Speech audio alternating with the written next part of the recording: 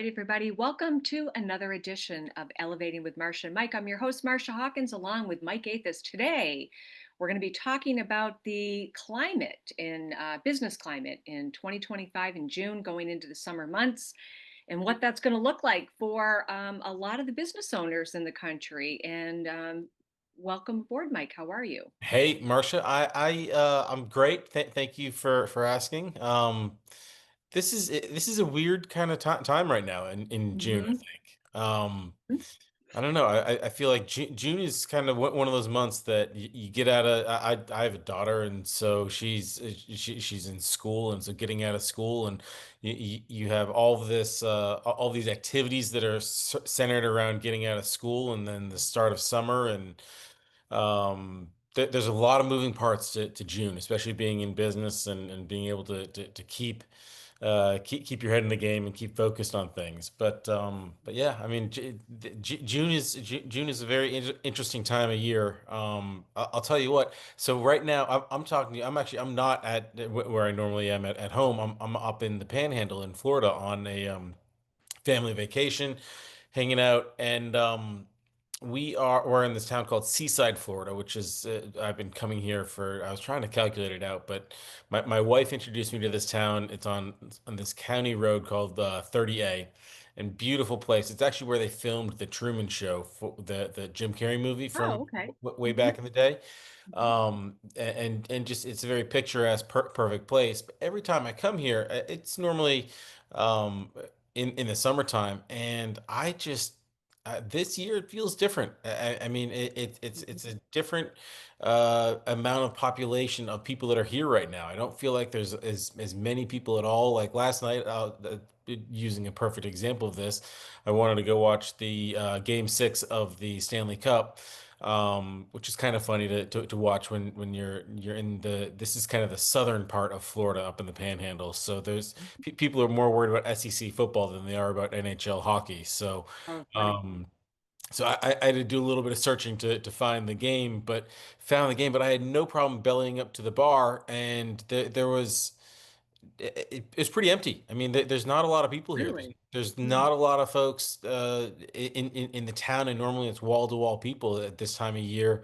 We normally come every single year, but it's just not a lot of people here. There's not a lot of money moving from what I can tell. And so it's what do you do to keep your business alive is Hmm. kind of the thought that I have with it. So Especially the tourism industry, I mean, and yeah. that's across the board. And I kind of have a theory on that. I'll kind of talk to you about. How far are you from Panama City? Where I am, I'm halfway in between Panama City and Destin. And so Okay. when you go down to the beach, you look left and you see Panama City, you look right and you see Destin. So Oh, okay. it's visible, but it's not too far. So Yeah, I um, love the Panhandle. I think it's one of the nicest parts of Florida, to be honest. I love it. yeah, Fun you know, during hurricane season, but it is the catcher's mitt for hurricanes, Mhm. but yeah, I mean it's funny. I live on Siesta Key Beach in Mhm. Sarasota, which is on and off. Another catcher's mitt. Yeah, well, last year definitely it was, but Siesta Key is always number one beach in the country, and it's funny we come here to go on our beach vacation from the number one Ah, beach in the from the country. beach. Yeah, the Panhandle's awesome, so we Yeah. love this area is this it just you can't beat it with just the amount of family friendly Hmm. environment that it is. It's really nice. So Yeah. Well, I went back in high school and what I remember of it because we were all partying when we were down there. yeah. But it was fun. And the beaches are absolutely beautiful. But back to on topic, we're going into the third quarter. It's really funny because the first quarter is just what I always call the one that doesn't move. You've got the New Year and everybody's kind of hungover from the holidays and the previous year, and everyone's hopeful on the new year. Second quarter, you're kind of getting your bearings, and I think the third quarter is when things take off. But okay, so we've got a new administration, and people could say, oh, he campaigned on, getting the economy going and whatever. But the reality of it is, he's just shy of being on the job for 6 months. And let's face it, like him or not, and I love him, like him or not, a lot of a lot of the lawmakers are fighting him hammer tooth and nail, which is making it even more difficult, to get things going, especially when it comes down to the big beautiful bill with those all important tax We the need it. taxes. Yes, Yeah, we I need mean, it so bad. we are in for an absolute catastrophic tax increase if the big beautiful bill does not go through. So at the end of the day, what really matters, in my opinion, what I think is really the workhorse of the economy is the middle class. And if you're squeezing the middle class, and two-thirds of all businesses are owned by small business, if you're squeezing the people that really fuel the economy, everyone's going to be, sitting in the, batter's box, kind of waiting and seeing how the inning's going before they're going to jump in and do anything, whether that's hiring people, expanding their business. There's a lot of moving parts, to a business. And I think right now everyone's kind of on a wait and see. Even the housing market, I know up here it's a lack of inventory. The interest rates are still pretty high. I mean, historically, if you look at them, they're not, I would say they're average, but because we got so used to such low interest rates for so Sure. long, they feel high. But in reality, they're really not. So I think, Florida has I think, the most chaotic real estate market there is.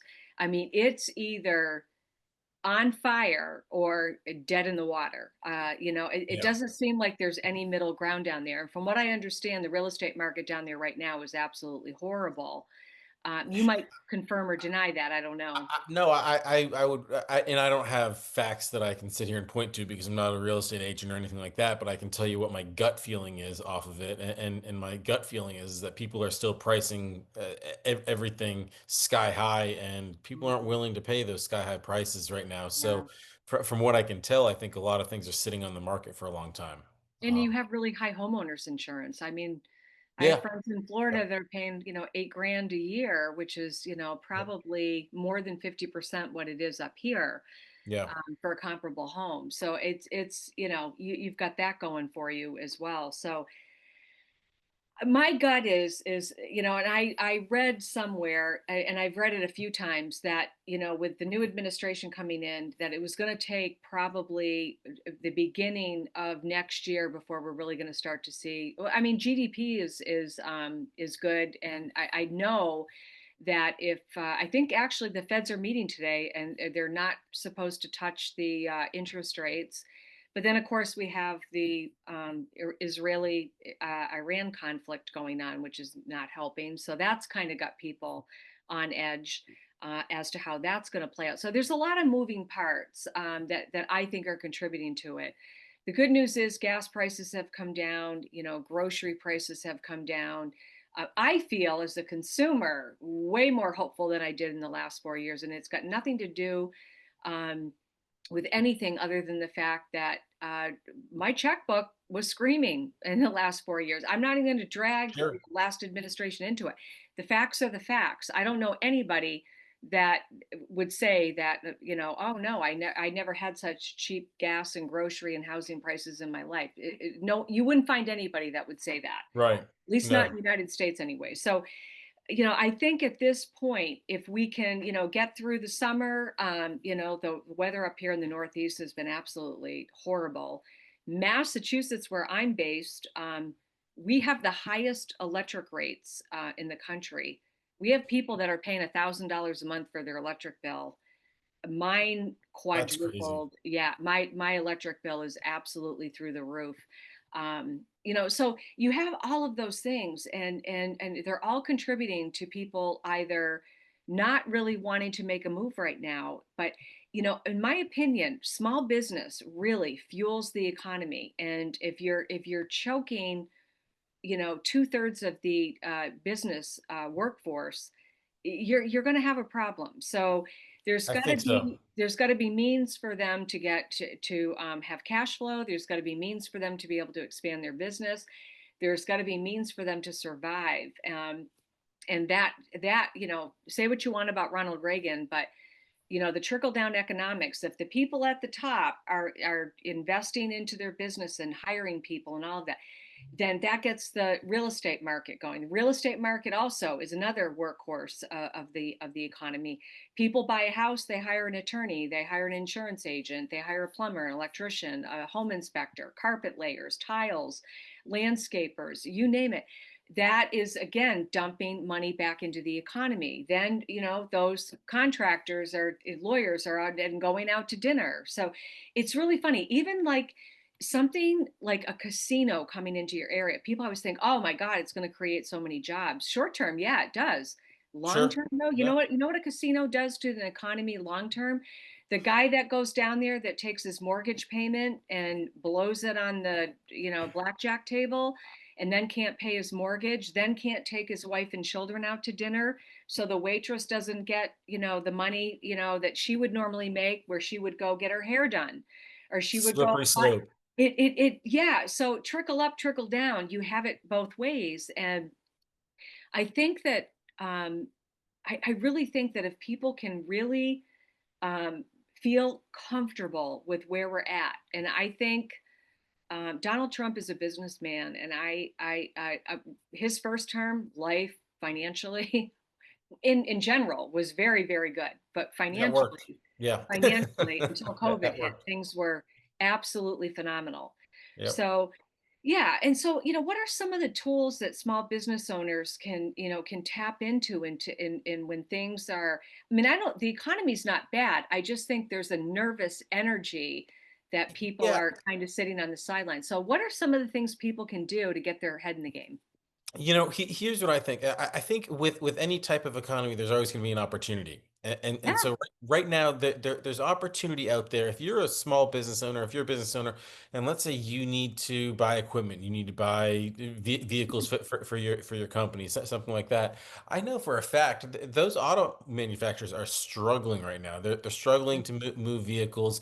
In fact, I was talking with a good buddy of mine yesterday, and he said he just bought it was a used car, but it was like a year old and had like 10,000 miles on it. But he needed Mhm. a new car, and he had been holding off for a very long time. And that's kind of a running joke within our friend group of like, dude, you got to go upgrade this car. Like his headliner was falling down on his old car. It was Oh, bad, wow. but he said that he was able to negotiate the purchase price of this new vehicle for less than what that dealer owned it for, and they had to get it approved by the ownership. But those cars are sitting there on floor plan, and it's costing the dealership money every single month. That car had been sitting there since the beginning of April. Here it is mid-June, and Oh, so he was able wow. to negotiate a great deal. So I think that yes, maybe the economy is a little bit stagnant right now, and things aren't moving. But I also think there's a lot of opportunity with it. And Hmm. so if you think kind of big picture about your business and what what will it take to bring it to the next level, if you can find opportunities like if you need new vehicles, now's a great time to go buy a new vehicle because you can get a Right. screaming deal on it. I think things like that, I mean, that can really help propel a business. I mean, if you're getting a big discount on the items that you need to operate your business, it makes sense. So, Yeah, and I did um, a whole podcast on really taking a look at what you have, and I think sometimes we get complacent. Have you ever gone into your subscriptions on your phone and thought, "Holy cow, I'm oh, not even," yeah, little yeah. things like that, looking at your cable plan, looking at your phone plan, looking at it's like direct tv. I have probably 100 channels I don't even watch. I'm not a big TV person. I don't even know why I have it, to be honest. Yeah. Most of the stuff I do is online anyways. But there's certain things, and that I'm a big proponent of doing that. And I try to do it at least quarterly while I go through everything. And I'm always amazed when I make a list of how much monthly, whether it's a subscription, a bill, whatever. I mean, I think my top one was about $754 I wiped off a month just on frivolous stuff I did. And it's not, I use the word frivolous because I didn't need them, but stuff that I just didn't pay attention to. And, when I It sat it down and adds did up. it, It adds up, it adds up, it adds up, and then they keep giving you like a little teeny increase, and then all of a sudden you're like, where's all this money going? Yep. It's Yeah. I have a unbelievable. software company that I use for billing on my businesses. It used to be 29.99. I just got whacked on my card for both businesses, $85 a month. So I'm going to be shopping Yeah. that and Yeah. migrating my, my that over to another platform. It's just gotten too expensive. And ironically, with technology, I understand that there's programming and they have to upgrade the system, and everyone deserves to make money. But 30 to 85, that seems like a huge jump to me. I'm going to shop it. If I find something, I had one that I was able to use. It was like $7 a month. I'll switch over to that one. So there are ways to save money. Just like, if you're an owner and you've got employees, you've got to look at the benefits package and see what's going on with that. I know we've got a great program that can look at that and, find ways to save the business owner money. Yeah. We love doing that, but there's so many little facets that you can look at within your business on the financial spectrum that you most likely could get rid of, and you probably a save money, run more efficiently, and at the end of the day, it puts more money in your pocket. But I think the dirty little secret with a business owner is trying to get them to the table to actually sit down and do it. I've never called a business owner to meet with them where they've said, you know what, my week is wide open. Come on My in week, right. anytime. I'll be waiting. I have Yeah. nothing going on. And that's another facet of it that I think people need to look at is, what they're spending their time on. I think social media. Someone said to me the other day, I don't know how I got things done before, and I'm like, I know exactly how you got things done before. You weren't on social media. What a Yeah. time waster that has become. If I didn't need it for work, I would delete the apps off my phone. I don't care who had a bagel yesterday for breakfast. I really No. don't care. I like it for business because I know I need it, but in reality, it's just a time sucker. The best thing that I've ever done with that was that you can set a timer on your iPhone for how much time you spend on the social media Well, apps. yeah, but you can also override that. So Sure, but just having the notification of hey dum dum, you've spent too much time on I social media. know, You don't I need to know know. what someone from middle school is doing. I mean that's been a Go to a great bar thing or that I've- restaurant. People Yeah. actually use their phone. Social media is like their date. If they're by Yeah. themselves, they're just on social media, taking pictures, of themselves at the restaurant. I Yeah. mean, how sad is that? But it's the reality. But yeah, I mean, I think the theme of the podcast today is really trying to tighten the screws on your business, your personal finances. Really start to take a look at where your money's going. There's a lot of apps out there you can use. Personally, I'm not a big fan of them because they actually charge you to kind of cancel your subscriptions where I don't think you need to be that lazy. You can do it yourself. Maybe look at your direct TV package or your cable package. Look and see if you really need all the bells and whistles that you have. Even like your business internet. Like I know on Starlink right now. I mean, I think it's like I'm currently paying about 265 a month for my internet at just one of my businesses, Yeah. and I know I can throw Starlink out there and it's $50 a month. So there And are probably more ways, reliable too. yeah, there are ways to save money. I just think we are too busy and we don't take the time. So when somebody's calling on your business and they have something that could put a substantial amount of money, like our program with the benefits package. I don't know why businesses would not take the time to communicate with us because, you know, it can be tens of thousands of dollars a year that they would be able to save through tax rebates, for the lack of a better phrase, and yet they won't take the time to do it. It's kind of mind blowing to me, but it is what it is. Yeah, it is what it is, but I will tell you when business owners do sit down with us, I mean, I just did one last week with an HVAC company and it's a smaller company. They only have about 40 employees, but they're saving $35,000 a year. by I know. I know. utilizing our benefits program, and their employees are getting better benefits. So I Right, think right. shopping things out like that in an economy that you might be feeling a little bit squeezed is a great thing. So the more you can shop things out, the better. So Yeah, I really think it's a hangover from the past 4 years that everyone's trying to, kind of, fight their way through right now. And I think that it is going to take some time. The economy is definitely doing better, but we don't have that ramp up. You know this. It's so yeah, cyclical. It can be red hot. It can be in the toilet. It can be, middle of the road. I think right now we're kind of middle of the road where nothing's really there's not one sector I would say other than maybe healthcare, the healthcare industry that is not really thriving, and I have my reservations about how that's doing as well. But I guess the moral of it is really kind of maybe it's annoying to have people call in your business that are trying to help you and save you money, but sometimes it may be worth it to take the 20 minutes to the to a half hour to kind of hear what some people have to say, because you never ever know, that just might be the lifeline that you need on your business. $35,000 is nothing to sneeze at. That just might be the cash infusion that someone needs to kind of help them get through an absolutely. economy that is not on fire, but is certainly not in the toilet. So yeah, it's Yeah. a great way to. It's always good whether you're in a good economy or a bad economy.